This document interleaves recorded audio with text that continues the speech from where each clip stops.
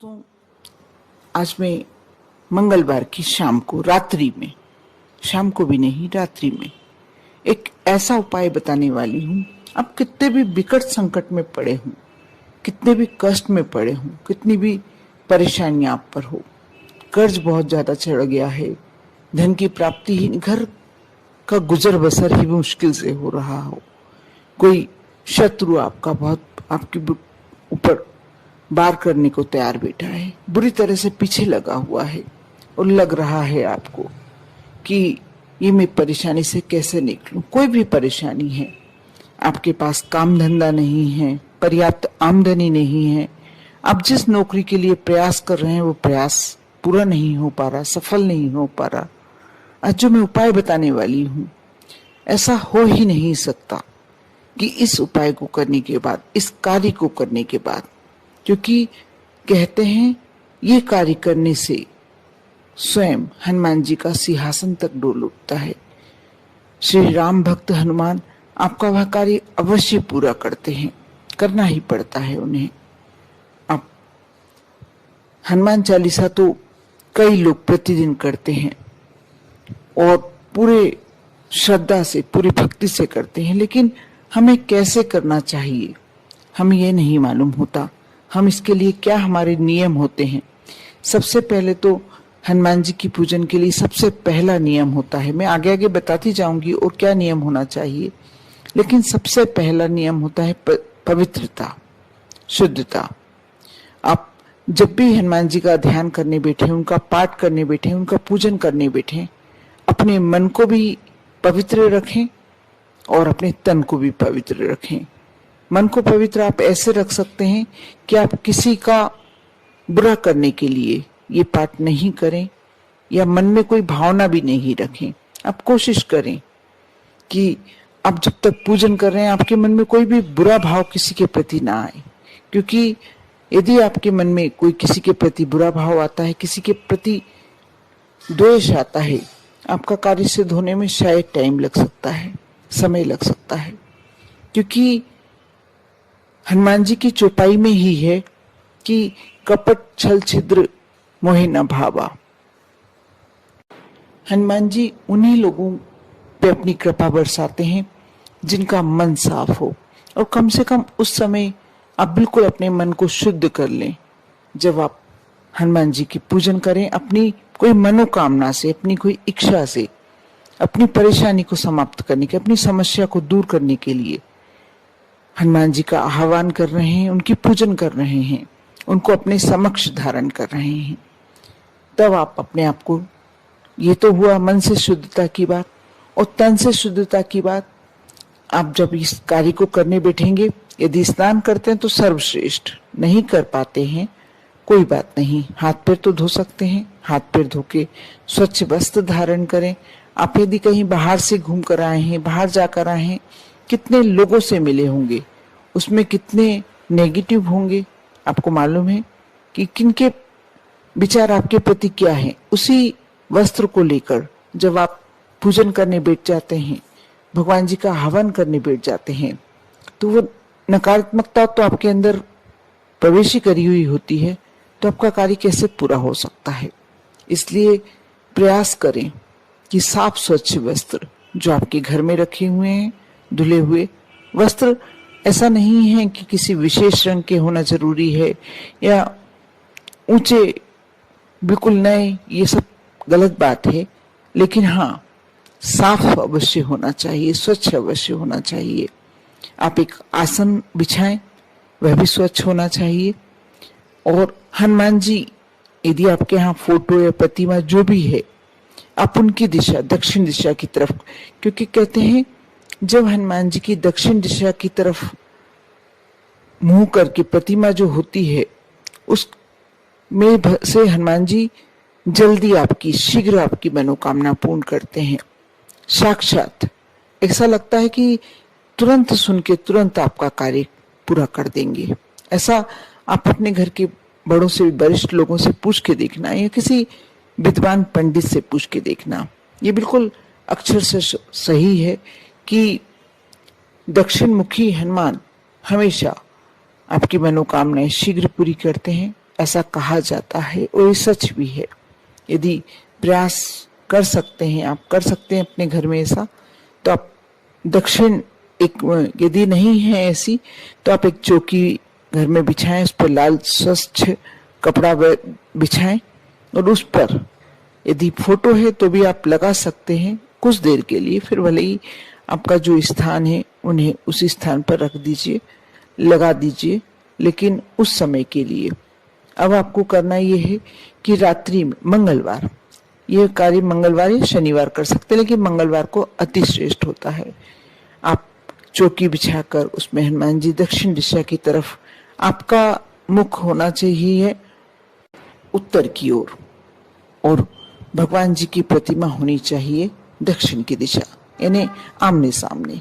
आपने एक आसन बिछाया और शुद्ध घी, शुद्ध गाय का घी, भैंस का घी नहीं, यदि नहीं मिल पाता है कोई बात नहीं, आप तिल के तेल का दीपक भी लगा सकते हैं। और यदि आपकी कोई विशेष समस्या है, बहुत ही बड़ी परेशानी है, तो आप काले तिल का तेल लगाएं, उसमें उसका दीपक लगाएं।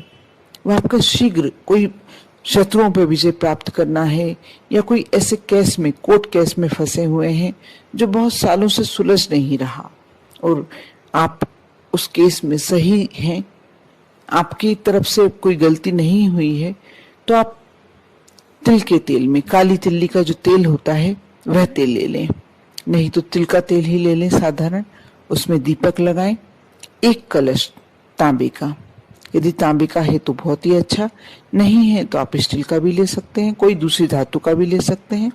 रखें, कलश को जल से भर लें और कलश को आप ईशान कोण की तरफ, अपनी अपनी पूर्व दिशा की और पूर्व उत्तर की दिशा की तरफ अपने और रखें। यदि चौकी पे स्थान है तो चौकी पर रखें, नहीं तो नीचे भी रख सकते हैं। उसमें एक सिक्का, सिक्का कोई सा भी हो सकता है, सिक्का डाल दें और एक लौंग, जिसमें फूल बहुत जरूरी है, बिना फूल की लौंग खंडित कहलाती है, आप डाल दें और उसे किसी बर्तन से ढक दें। अभी नहीं ढकना है, पहले आपने सब कार्य कर लिया, दीपक प्रज्वलित कर लिया 9 बजे। जैसे आज आपने 9 बजे शुरू किया है तो आपको लगातार यह कार्य 9 बजे ही करना है, इस बात का विशेष ध्यान रखें। यदि 9 बजे आपको टाइम नहीं मिल पाता है, फुर्सत नहीं मिल पाती, तो अपने जो समय आपको मिल पाता है रात्रि में 9 से 12 के बीच में, उस समय पर करें, कि आपको प्रतिदिन उसी समय पर करना है। आपको यह कार्य 3 दिन, 5 दिन, 7 दिन, 11 दिन, इनमें से कभी कितने दिन भी कर सकते हैं। सर्वश्रेष्ठ होता है 11 दिन करना।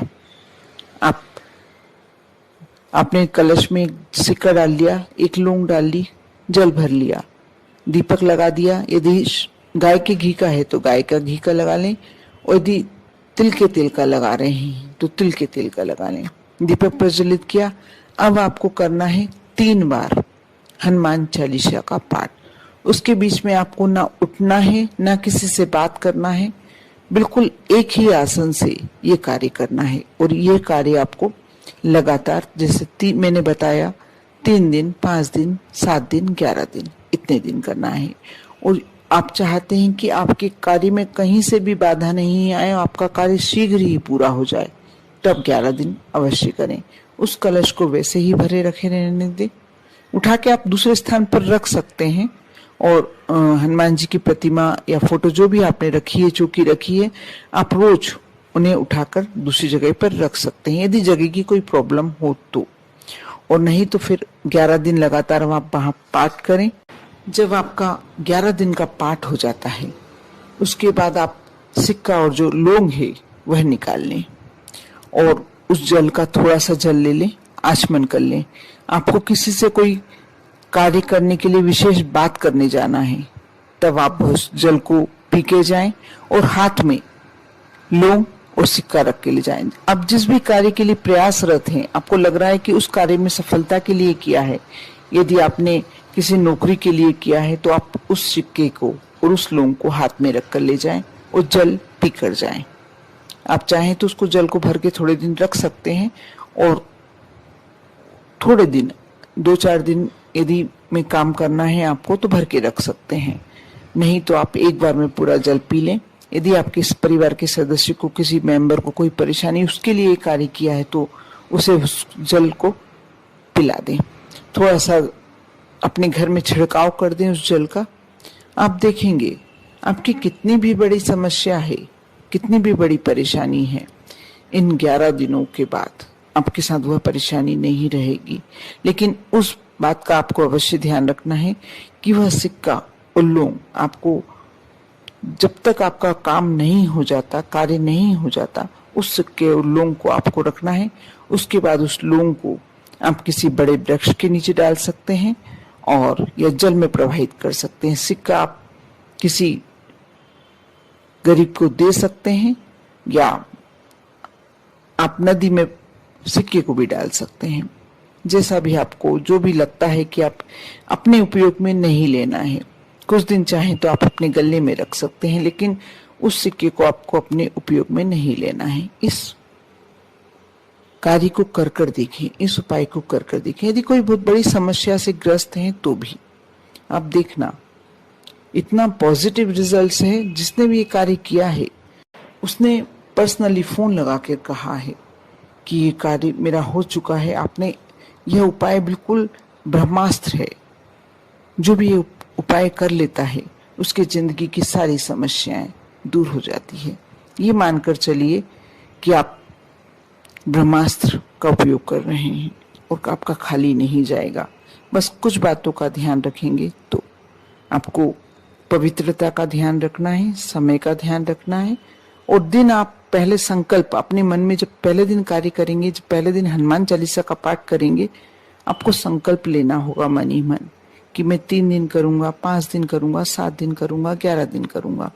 जितने दिन भी आप कर सकते हैं। वैसे में तो मेरी तरफ से यदि आप मेरे से पूछना चाहेंगे तो मैं कहूंगी कि आप 11 दिन तो करें, क्योंकि हनुमान चालीसा करने में बिल्कुल ज्यादा टाइम नहीं लगता और 3 बार हनुमान चालीसा का पाठ करना है। दीपक प्रज्वलित